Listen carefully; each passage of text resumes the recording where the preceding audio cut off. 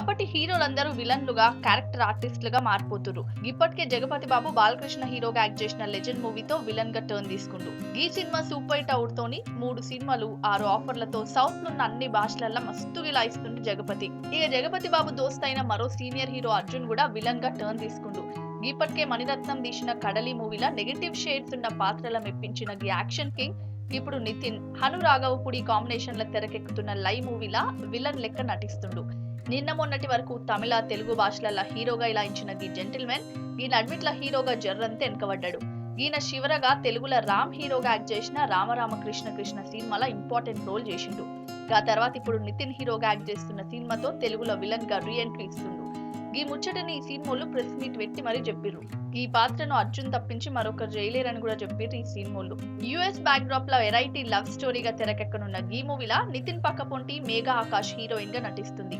14 reels entertainment వాళ్ళు నిర్మిస్తున్న ఈ సినిమాకు మనీష్ శర్మ మ్యూజిక్ ఇస్తుండు. ఇప్పటి వరకు హీరోగా యాక్షన్ కింగ్ అనిపించుకున్న అర్జున్ ఇప్పుడు విలన్ గా కూడా యాక్షన్ కింగ్ అనిపించుకుంటాడా లేదా అన్న తెలవాలంటే ఈ మూవీ రిలీజ్ వరకు వెయిట్ చేయాల్సిందే.